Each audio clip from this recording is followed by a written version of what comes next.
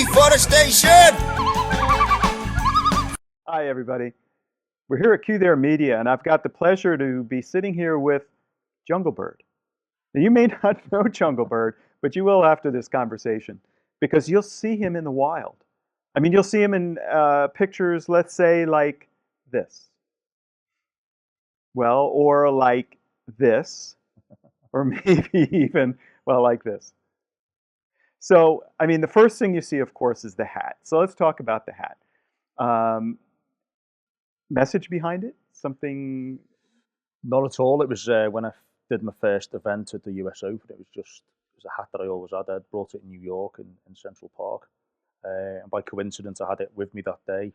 And I was on the Jimmy Kimmel show a while ago, and he said it's become a Spider-Man outfit. And in hindsight, it's a very visual kind of hat, and it does have like bird-like features. So I'm stuck with it now. I've got to wear it wherever I go and wherever I do my protesting. Okay. Well, you mentioned the U.S. Open, so we have to go and have that. We have a clip of the U.S. Open where you first did this. Yep. Okay. This was a year ago in San Francisco with the Olympic Club. Okay. Let's roll that.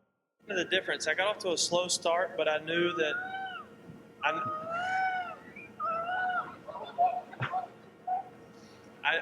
I knew always something to spice matters up. Yeah, enjoy the jail cell, pal. Well, it's obvious they didn't know that was coming. So there's got to be a story about the after you did that. Okay, so when the guy that pulled me off is the president of the USGA Golf Association. His name's Mike Davis. Now he sort of interrupted the protest because what normally happens is I make 3 bird calls, right, and then I shout stop deforestation. But this guy came from nowhere and obviously pulled me off the screen, which I think was good because it made the video a bit more funnier. Right. And then he threw me into a big bunker.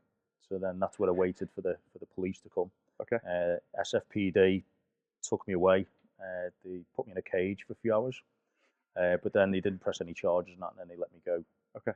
I got out about 8 o'clock at night. But when I got to the police station, the police officers were making bird noises and wanting photographs and that kind of stuff. So I didn't know how they knew about the bird noise. But they said, it's already all over YouTube. Wow. And all that. Well, let's let the folks hear now. Let's give a. Stop deforestation! So, I mean, that has definitely gotten you some notoriety. Yeah. Okay, you mentioned Jimmy Kimmel? Yep. So Jimmy Kimmel, I think we have the Jimmy Kimmel clip, don't we? Yep. I think so. Let's go and run that. Well, we have a celebrity in our audience here tonight. Very exciting. We met this guy. Do you remember? Well, let me show this. Can I show this video on YouTube here? I just looked it up, and yes, that was kind of the difference. I got off to a slow start. This is the U.S. Open. That guy. Well, that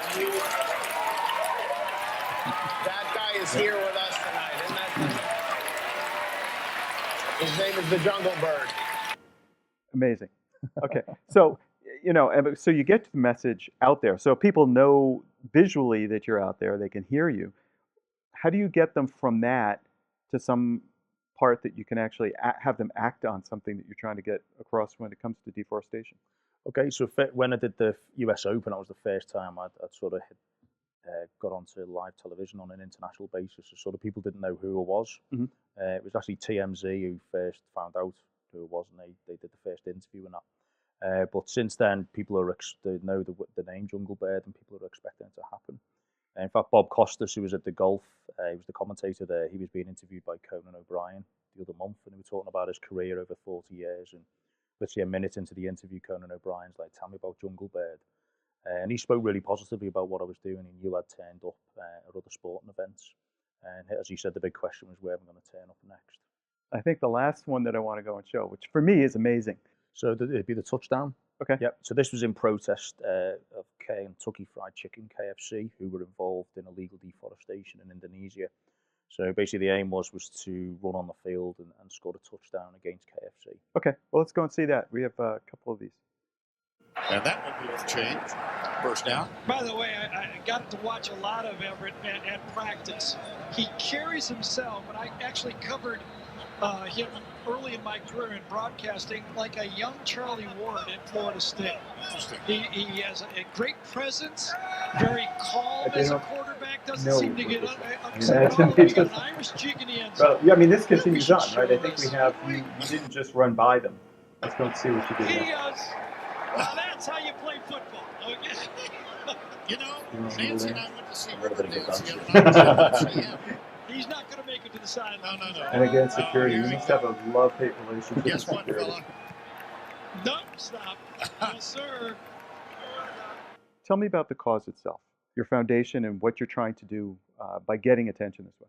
Okay, so first of all, it was a case of doing the bird call, get the interest to the website, and on the website we had 6 or 7 tips that people could buy paper and wood from FSC approved sources. FSC is Forest Stewardship Council, and that's a sustainable form of logging that doesn't damage the environment, but allows us to still make use of paper and wood products. Okay. The other tips were read digital books, share books, simple things like that. But then what happened with the amount of interest, because it has been quite unexpected, the amount of interest we've been receiving, and it's positive interest as well, is that we could do something more fundamental because it's generating a huge amount of media interest. So we're in the process of incorporating a business here in California, and that's going to be a crowd-funded direct action platform that will allow people to pay to have trees planted in South America. Okay. The first foundation we're working with is an organisation called the Inga Foundation, which is run by an English ecologist called Mike Hands. And he's very much at the forefront of tackling slash and burn farming. And slash and burn farming contributes more greenhouse gas emissions in global transportation. And basically it's where farmers are clearing a hectare of land, a hectare of rainforest, to plant maize and beans for subsistence agriculture. The problem being is that the soil loses its fertility within 12 months, 2 years max, which means the farmer then has got to go and clear another hectare of land. So it's a highly destructive form of agriculture. The challenge is that when the farmer leaves the land, because he's burnt out the stumps and all the seeds have been killed off, there's no hope of regeneration. Actually, it's worse than clear-cut logging, because at least with clear-cut logging, once the logging companies have left, the trees can grow back up again and regenerate. So what happens in the slash and burn farming is native grasses grow back, and it creates a really dense carpet of grass. Because the soil is nutritionally deficient, no tree stands a chance of growing. Got it. So what he's developed, he's located as it's a part tree, part vegetable. It's called the Inga genus, and the Inga tree grows really rapidly. So 3 meters in less than 2 years, creates a really dense foliage. And he realised that if you plant them in alleyways, these trees will grow up, form a dense canopy, kill the grasses on the floor, but also the tree fixes nitrogen back into the ground, so it creates an organic farm. Okay. So the farmer then can come along, can top off the trees at this height, let the leaves fall to the floor, which creates a mulch, because you've let the light back in, you don't want the grasses to regenerate. And then he creates little divots, puts his beans and maize in, but now he can start to grow vanilla pod and peppercorn, all organically grown as well, which you can then sell on the open market. So it literally transforms the life. And the huge benefit is that the longer the farmer stays on this hectare of land, the more fertile and productive it becomes. So it's a win-win situation. So the person who is participating in the crowdfunding, what kind of impact does that one person have on the amount of land that might be regenerated, or the retraining of the folks that are farming? Okay, so there's an estimated 200 to 500 million farmers practicing this every year, this method of farming. My belief is that with Mike Hands, the challenge he has is he's grossly underfunded. I think last year he was able to get £25,000 to keep his operation running for another year. He's remortgaged his farm in England, to keep afloat.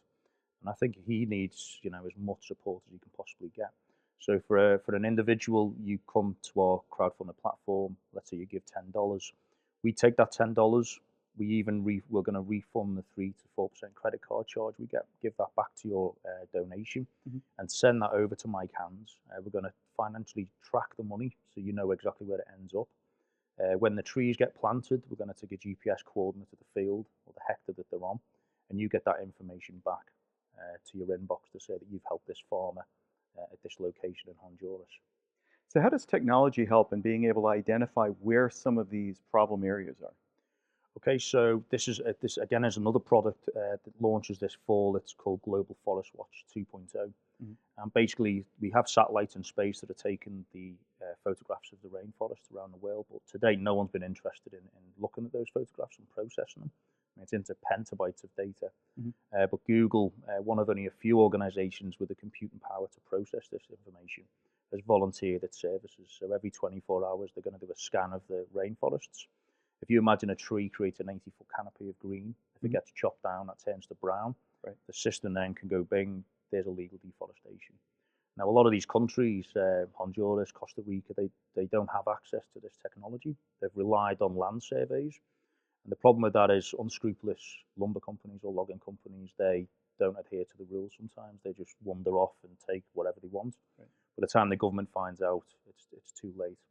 So this a similar system was test piloted in Brazil 5 years ago, and illegal deforestation has gone down by 80%. Wow. So it truly is a game changer in the fight against deforestation. So Feel as very opposed to excited. crowdfunding, this is crowdsourced watching of certain areas. So people are helping look through these Google Maps, look for those areas, and then being able to identify them. Yeah, and then you can alert the local government and law enforcement to take action. So literally, as within 24 hours, the law enforcement have arrived at the scene, they've arrested the loggers. The damage has been very minimal. Mhm. So as I say, it's a game changer. And when you merge that technology with our technology, that you can have trees paid for, delivered, and planted, and in a hectare of land in Honduras, you could then the following day, at least the next year when technology improves, you could see those trees growing. Yeah.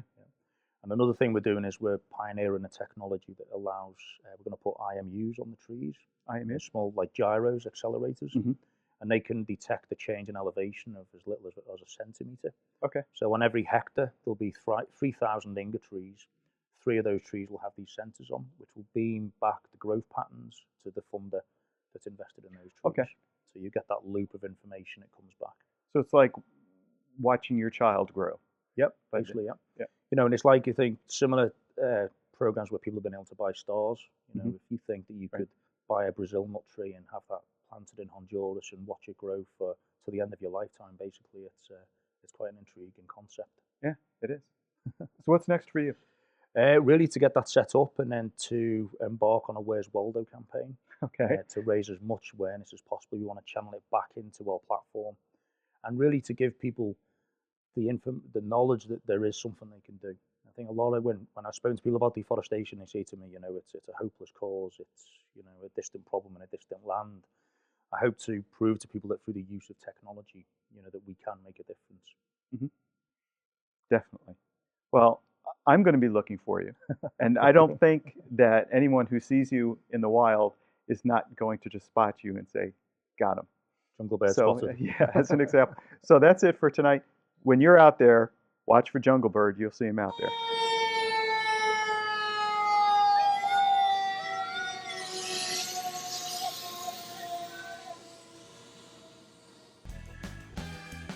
For more Jungle Bed, please visit junglebed.org.